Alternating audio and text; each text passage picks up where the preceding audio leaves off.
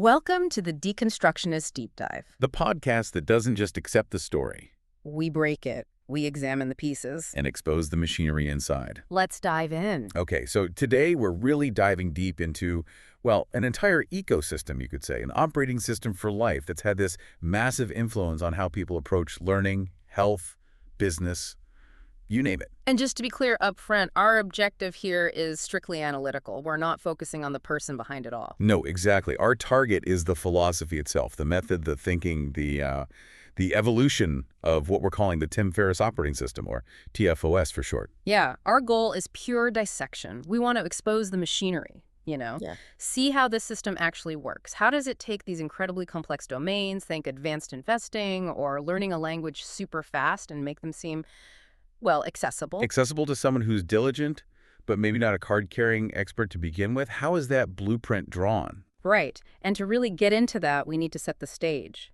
We need to look at this fundamental tension, really, that's baked into the whole self-optimization movement. It's a tension you see running right through the TFOS philosophy. Yeah. It forces you to consider, what if all this effort, this optimizing, what if it isn't actually about finding the final perfect answers? But instead, it's about learning which questions to ask, the high-leverage questions. Exactly, that focus on interrogation over just accepting things. That's the core tension we're putting under the microscope today. Okay, so let's unpack this blueprint, starting with the engine driving this whole thing. If you zoom out, the TFOS is built on, well, we're calling it systematic deconstructionism.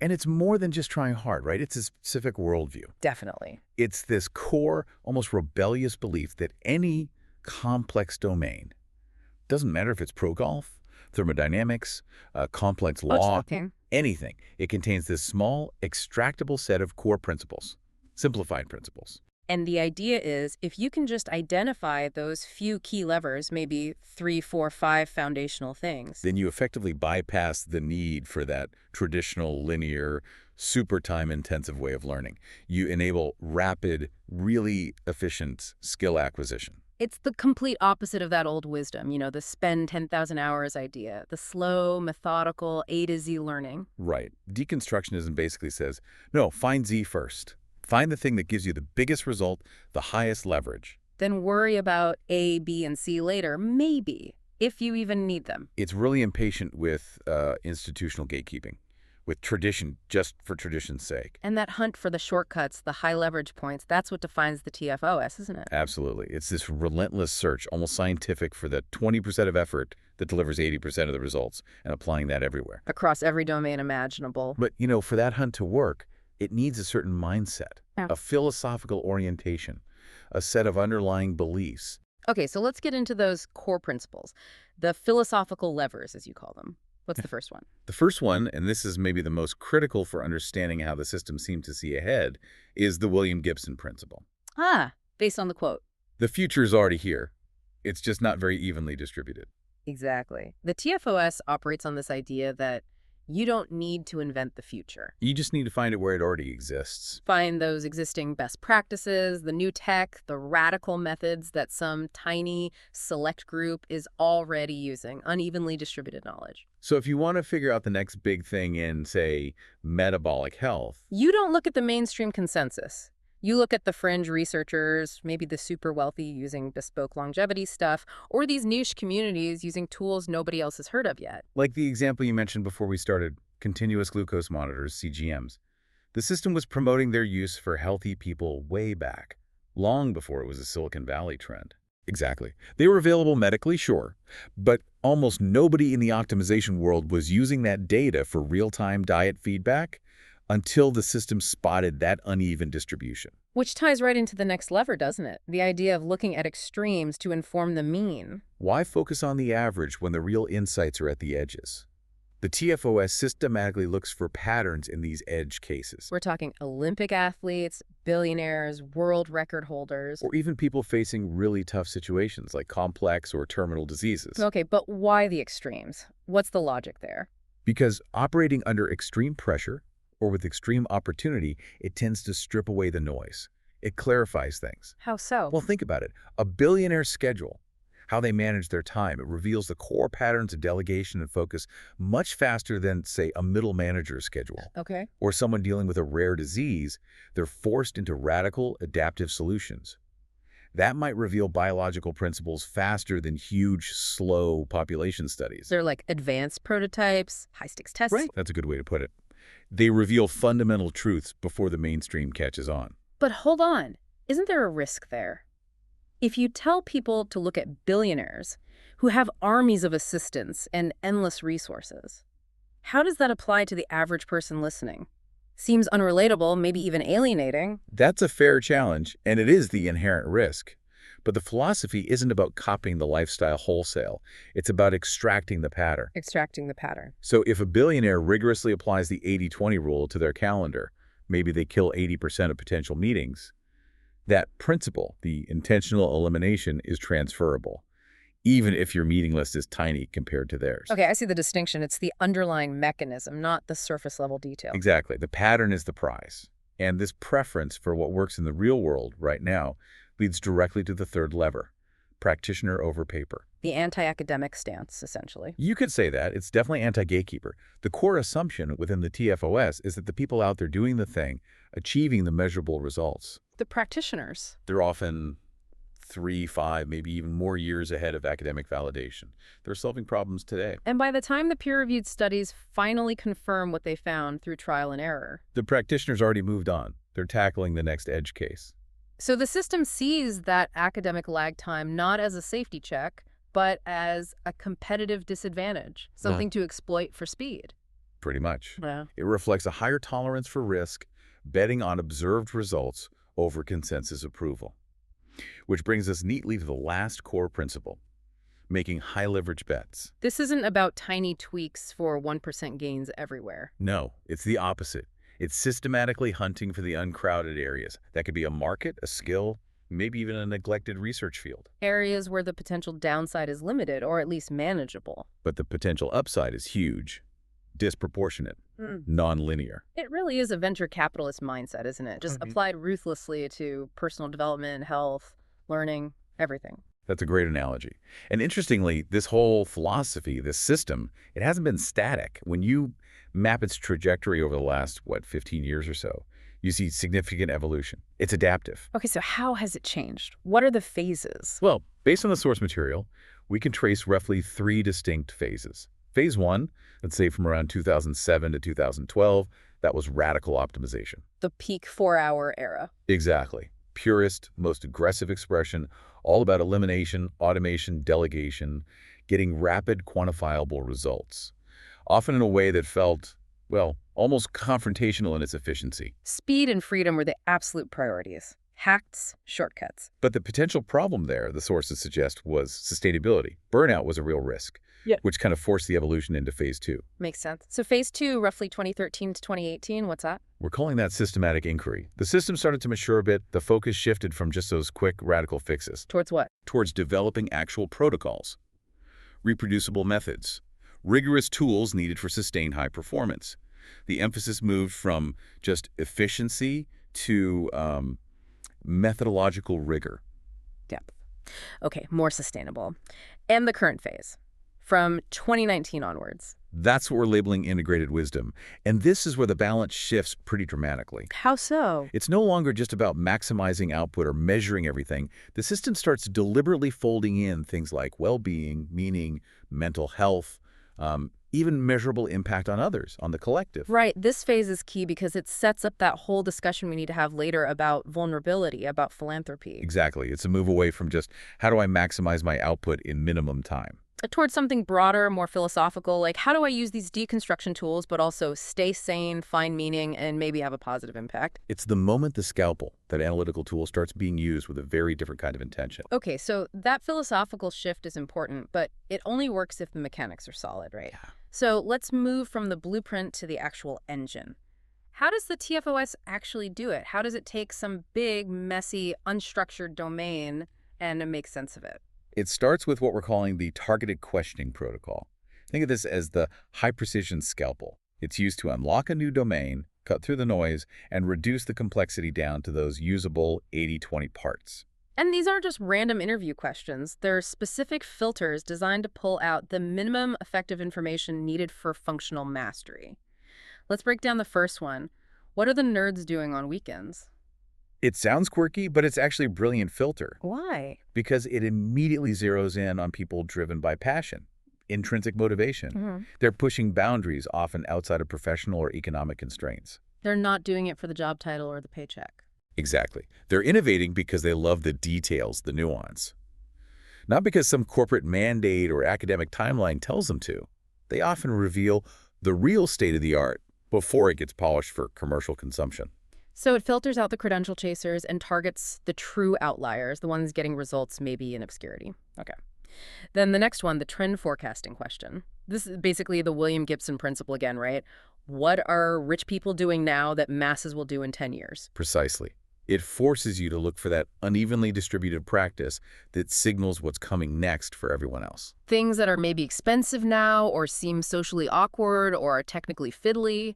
But offer clear advantages. Think personalized medicine maybe 5–10 years ago. Or bespoke compounding pharmacies. Advanced AI tools used by early corporate adopters today. That's the signal of where the market or behavior is heading. Got it. What's the third question? The third one targets innovation opportunities directly. Where are people cobbling together awkward solutions? Ah, the duct tape and string approach. Exactly. Because if people are having to cobble together something, it signals a real pain point, a gap in the market maybe, or a failure of existing knowledge or tools. Like if they're building complex spreadsheets because no software does what they need, or importing supplements because local options are bad, or creating their own mental models. It screams unmet need. An unmet need that people are actively but inefficiently trying to solve. That's a high leverage spot for intervention, for simplification. Huge potential advantage there. And the fourth question, maybe the most powerful for cutting complexity. What would this look like if it were easy? Simple question, but potentially huge impact. It's like an atomic bomb for institutional inertia. It forces you to challenge everything, all the unnecessary traditions, the historical baggage, the self-imposed complexities that often clutter up a domain. So if the standard answer for learning Mandarin is 3 years, full-time study, asking what if it were easy forces you to dismantle that. Challenge the curriculum, the pace, the methods, until you isolate the absolute minimum effective path to functional fluency. Okay, so those questions filter the fire hose of information. But then you need frameworks to actually learn the skill, right? To turn information into practice. Exactly. Information isn't enough. The sources detail 2 core frameworks, working alongside that constant 80-20 analysis. The first one is pretty well known, the DIS method for initial deconstruction. Right. That stands for deconstruction, selection, sequencing, and stakes. Let's break those down quickly. Deconstruction is just taking the skill apart, smallest pieces. Yep. Guitar becomes scales, chords, rhythm, finger placements. You map out all the components. Then selection is applying the 80-20 filter immediately. Right.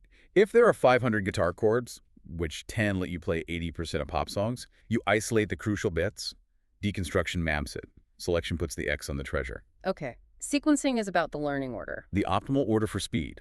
Not necessarily easy to hard, but foundational pieces first, in a way that builds momentum and confidence quickly. And finally, stakes, making it stick. Providing the motivation, the pressure to actually follow through, putting money on it, scheduling a public performance, something with real consequences to prevent you from dropping off. Okay, that's DIS for initial learning. What's the second framework? That's the CAFE method. More for retention and actually using the skill. Compression, frequency, and encoding. Compression, like cheat sheets. Essentially, yeah. Summarizing the critical stuff into memorable rules, mnemonics, simple checklists, turning complex principles into, say, 3 always-never rules. Makes sense. Frequency. That's a minimum effective dose, or MED, for practice. What's the least amount of practice you need to maintain or improve? Crucial for avoiding burnout. So, for strength, maybe it's 1 intense workout a week, not 6. Could be. It's finding that minimum threshold for progress. In encoding. Making it stick long term. You don't just drill it, you apply it in different contexts, maybe under pressure or in emotionally charged situations. That strengthens the memory and makes it usable in the real world. And underlying both DIS and CAFE, and really the entire system, is this relentless 80-20 analysis. It's everywhere. Often people talk about it in business, but here it's applied to absolutely everything. It's that constant search for the critical few inputs, the 3 dietary rules, the 1 exercise, the handful of vocabulary words. To create the vast majority of the desired results. It's this intellectual discipline to just discard the non-essential 80%. Brutal efficiency. And you really see this efficiency mindset in action when you look at the health and performance optimization side of TFOS, especially the N1 ethos. Right. In traditional science, N1, an experiment on one person, is basically dismissed. It's just an anecdote, right? Too many variables, too much bias. Which is a valid criticism. Yeah. So how does the TFOS justify treating N1 as well as useful data? How does it turn anecdote into insight? It defines N1 not just as anecdote, but as potentially valid knowledge creation, but only within a very specific, highly constrained context. And crucially, only if you implement specific safeguards. The individual becomes the lab. In a sense, yes. And this ties directly into the early quantified self-integration stuff. The system was pushing this way before it became trendy. Like we mentioned with the CGM's continuous glucose monitors used by healthy people for diet feedback back in 2009, that was pretty radical then. Totally revolutionary for the optimization crowd. CGMs were for diabetics, period. Using them to see exactly how your body reacted to specific foods, meal timing, different protocols in real time. That was groundbreaking. And it wasn't just CGMs, right? It was accelerometers, sleep trackers, all sorts of biometric tracking. All used deliberately to get objective data points. To bypass subjective feelings, I feel more energetic, and get hard numbers on multiple variables. Okay, but you mentioned safeguards. N1 only works with rigor. So let's talk about the protocol development method itself. It has steps. It's systematic. That's where it tries to move beyond just random self-hacking. Step 1 is always identify dominant dogmas and absolute statements. Look for the always, never impossible statements in a field. Exactly. That's the consensus thinking you need to challenge. Once you've identified those dogmas, step 2 is to source alternatives from edge cases. Go looking outside the mainstream again. Deliberately. Look at historical methods that got dismissed, fringe research, weird niche communities. Anywhere the consensus might be wrong, find alternatives. Then you actually design the experiment. Methodical N1 experiments, and crucially, with blinding where possible. Blinding is key to fighting placebo. And just as important is tracking multiple outcome variables, not just the main thing you're aiming for, like weight loss. But also secondary things, like sleep quality, mood, energy levels, maybe even hormone markers. Right, because if your new diet helps you lose weight, great. Right. But if your sleep tanks and your mood crashes, the multiple variables show the protocol isn't actually a win overall.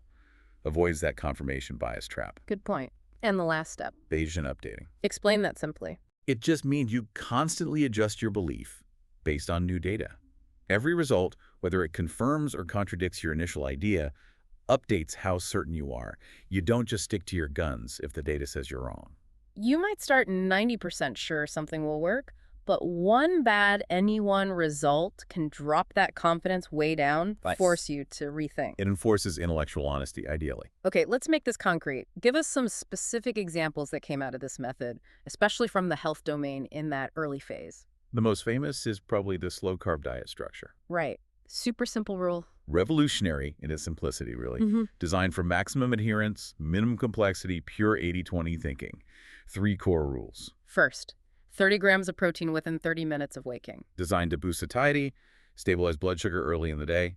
Second, no white foods. Anything white or made from flour. Basically a simple proxy rule for cutting out high glycemic carbs. Yep. And third, critically, 1 cheat day per week. That was the genius part psychologically. Psychologically, yes, but also hypothesized physiologically. The idea was it wasn't just a mental break. It might actually boost metabolism, maybe trigger leptin, prevent the body adapting too much to the restriction, a calculated inefficiency for long-term success. Clever.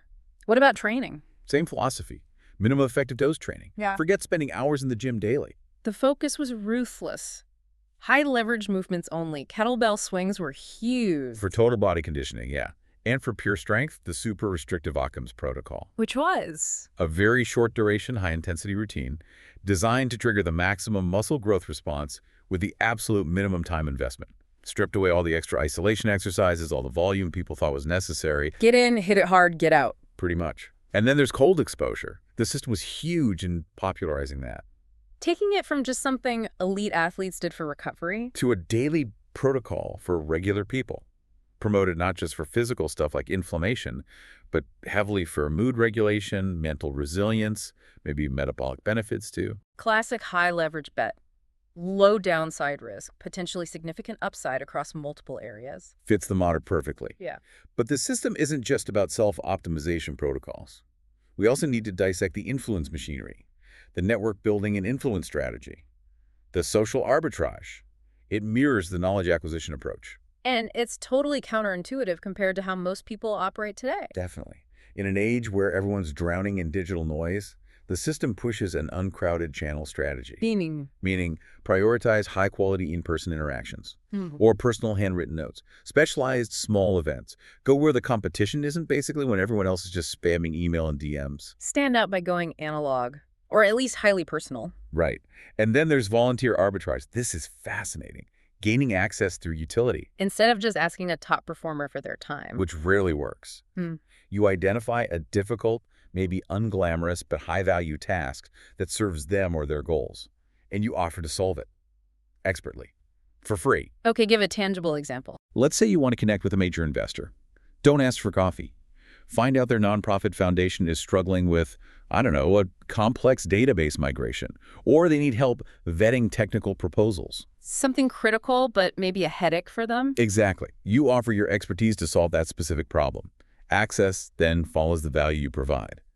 It's earned, not demanded. You leverage obscurity and usefulness. And the last piece is surgical relationship building. Again, quality over quantity. Forget collecting hundreds of LinkedIn contacts. Focus is narrow and deep. Ruthlessly so. Cultivate maybe 3 to 5 deep, high-trust connections from a specific event or project.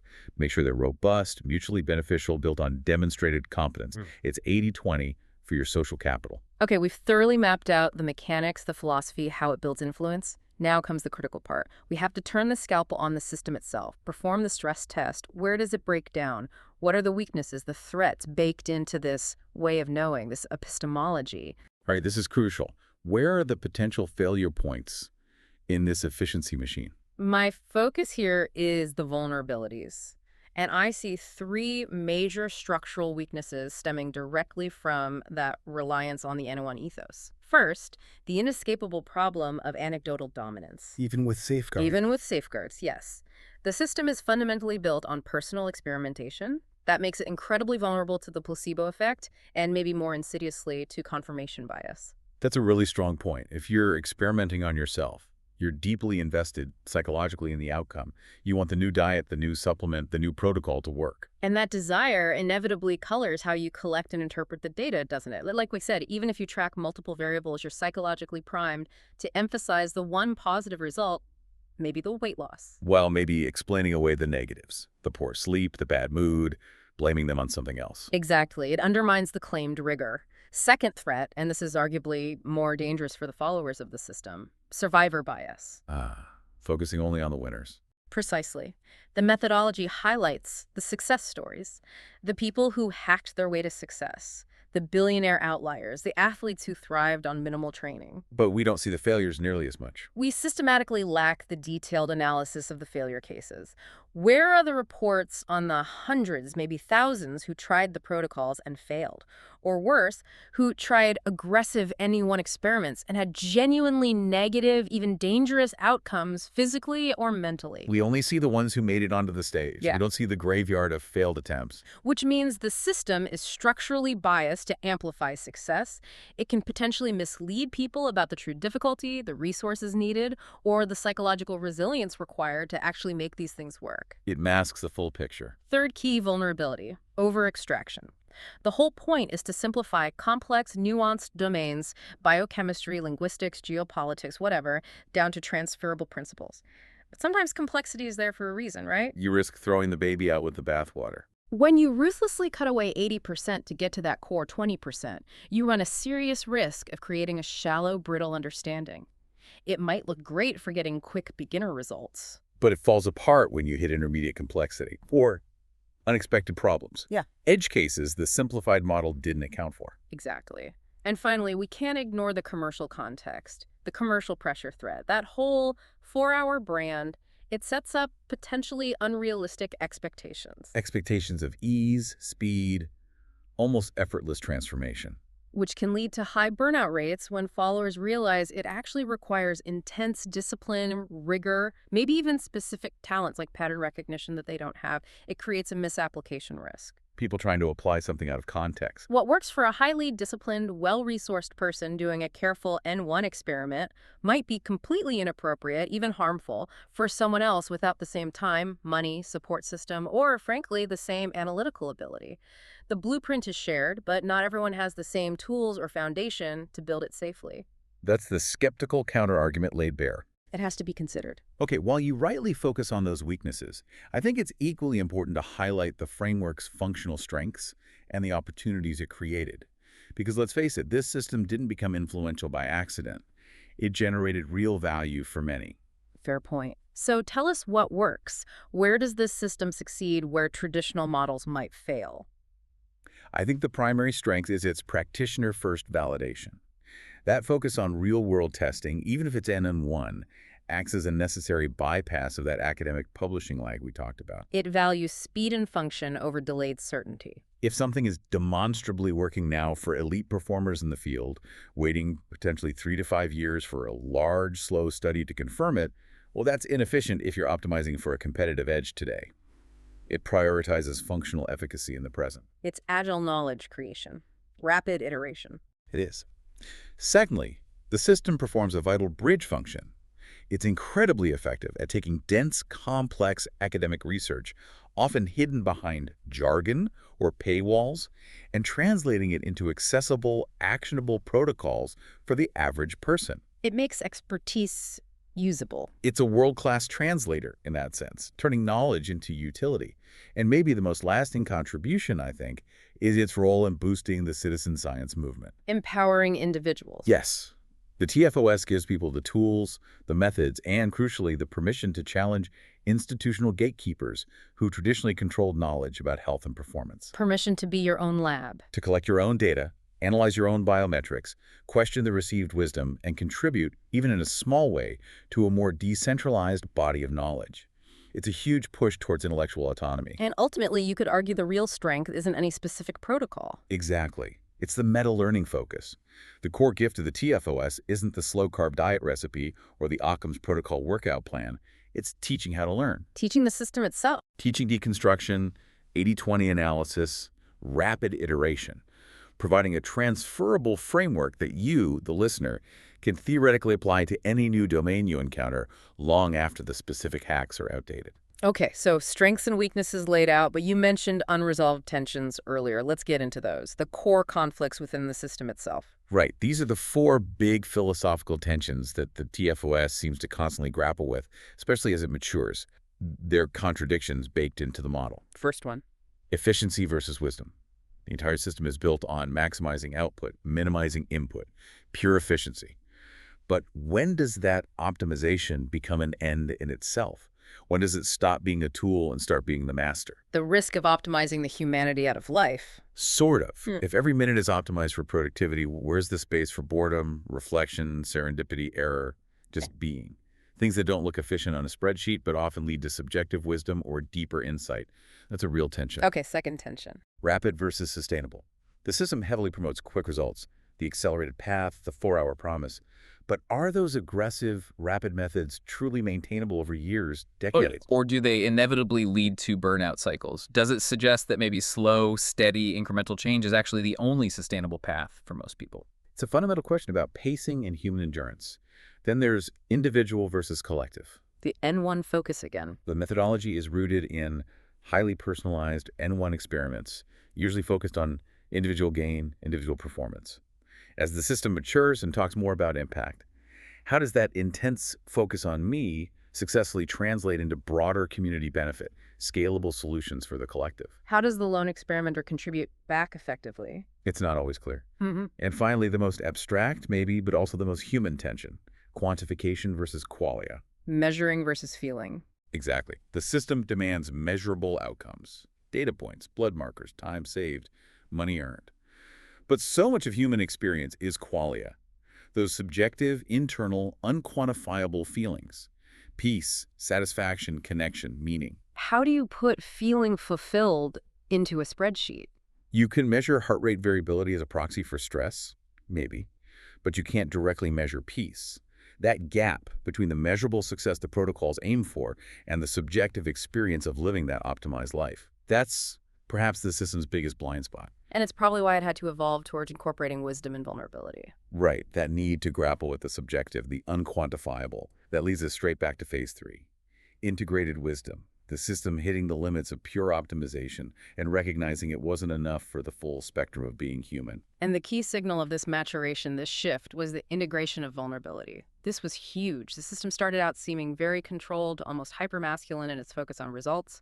But the public disclosures, they were pivotal. You're talking about the disclosures of deep personal struggles. Depression, a suicide attempt mentioned back in 2013, and then later in 2020, childhood sexual abuse. Exactly. And these weren't just, personal confessions. They represented a fundamental integration of vulnerability into the system's framework. How so? What did that change? It was a public acknowledgement, really, that the optimization toolkit, all the hacks, the efficiency, the rigorous protocols, it's ultimately insufficient for dealing with deep human suffering, with complex mental health challenges. It showed the limits of the system. And in doing so, it kind of gave permission for followers to acknowledge their own limits, to understand that not every problem is just a system waiting to be deconstructed and hacked. Some things require different tools entirely. And out of that vulnerability, you argue, came this idea of de-optimization. Yes, this conscious, selective reduction in measurement and optimization. The deliberate choice to stop tracking everything, to introduce intentional inefficiency or space, precisely for the sake of overall well-being or sanity. Realizing that sometimes the most optimal path to peace is to just stop optimizing. Exactly. But this philosophical shift didn't happen in isolation. The TFOS, throughout its evolution, has made some very concrete domain-specific contributions that have rippled out far beyond its core audience. Okay, let's look at the impact. In health, for instance. Well, it was instrumental in mainstreaming concepts that were pretty fringe initially. Things like intermittent fasting, cold exposure. Yeah. The system pushed these hard long before they were all over the news. It sort of created the demand that later research caught up with, the protocol validation process in action. You could definitely argue that. And we have examples of that early adoption being vindicated. We already talked about CGMs in healthy people way back in 2009 that preceded the current metabolic health craze by over a decade.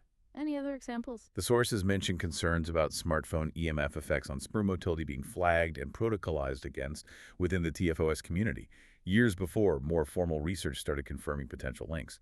Again, picking up on signals from edge case practitioners or early data. Okay, what about impact beyond health? In learning? I think the biggest contribution there is the demystification of expertise. Reframing mastery. Making it seem less like magic or innate genius. And less like needing decades of monastic study. Instead, framing it as an accessible outcome, something you can achieve through systematic, repeatable deconstruction. It gave non-experts a roadmap to penetrate expert domains, functionally at least. And we have to mention the impact on media, specifically the podcasting paradigm. Absolutely. The TFOS really pioneered and popularized that long-form, deep-dive interview format, 2-3 hours sometimes, established it as a serious educational medium. A place where specialists, academics, outliers could share really nuanced knowledge directly without the usual media filters or sound bites. And that podcast became the core of a powerful cross-platform strategy. Ideas often started in books, got explored in detail on the blog, debated and expanded in hours-long podcast interviews. And then, interestingly, those insights often fed directly into the philanthropic architecture. Right, which reflects that same high-leverage 80-20 thinking. The key foundation strategy isn't about sprinkling money everywhere. It focuses on small, surgical bets in uncrowded, sometimes controversial spaces. Tackling things bigger foundations might avoid. Using that proof-of-concept approach for social change. Funding specific journalism fellowships at Berkeley focused on investigation. Supporting legal policy groups at Harvard challenging drug laws. Funding medical curriculum development around psychedelics or holistic approaches. Injecting capital at specific leverage points in the system, hoping for disproportionate impact. Instead of just donating broadly to big, established, maybe less efficient charities. And maybe the most TFOS example of this is the funding mechanism innovation itself, using NFTs for fundraising. The Cockpunch Project. Right, which sounds absurd, but it distributed over $2 million directly to scientific research.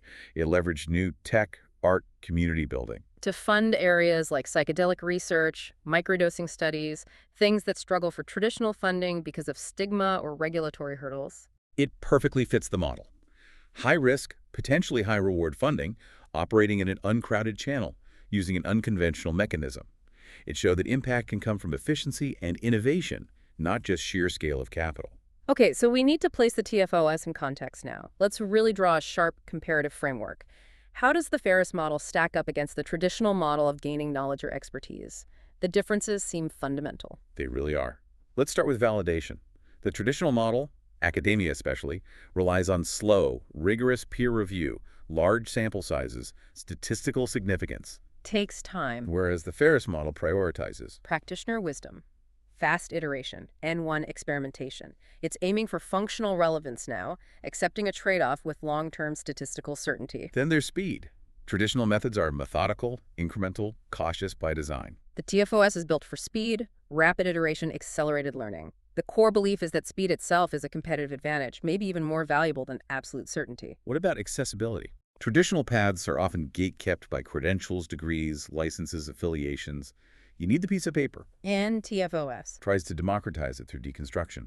Offers an alternative path for the motivated outsider to gain functional expertise, bypassing the traditional gatekeepers. which leads directly to risk tolerance. Completely different profiles. Traditional is conservative, safety first, minimize error across populations. TFOS embraces calculated risk, puts responsibility on the individual experimenter, optimizes for practical results, often pushing right up against or even beyond perceived safety constraints. It's a fundamentally different philosophy of risk and reward. So looking forward, where is this system pointing its questioning protocol now? What are the future trajectory and emerging directions? Where's the curiosity heading? The sources suggest moves into even more complex, perhaps more internal domains. There's a clear, intense interest in metabolic psychiatry. Using diet for mental health. Specifically things like ketogenic diets, targeted nutritional interventions for serious mental health conditions, moving beyond just physical performance into brain health and mood regulation via metabolism. What else? High-level integration of cutting-edge neurotechnology, combining tools like TMS transcranial magnetic stimulation or focused ultrasound with therapeutic psychedelics. Wow, that's really pushing the envelope. Aiming for deep internal optimization. Psychological healing. It seems that way, moving far beyond just optimizing productivity or fitness metrics. And then there's also this thread of artistic exploration. Like fiction writing, visual arts, the cock punch animation thing we mentioned. Yeah, suggesting that the deconstructionist approach is now being applied to creative expression, maybe abstract problem solving, not just protocols and performance. And one more surprising one. Fatherhood preparation, which sounds very personal, but the approach is systematic. Yeah. Apparently using dog training as a kind of developmental prototype. An N1 experiment and responsibility, long-term commitment, relationship building, before applying it to parenting. Seems to be the framing. The ultimate systems challenge, perhaps. Okay, fascinating directions. But we need to end with the hard questions. The final challenge.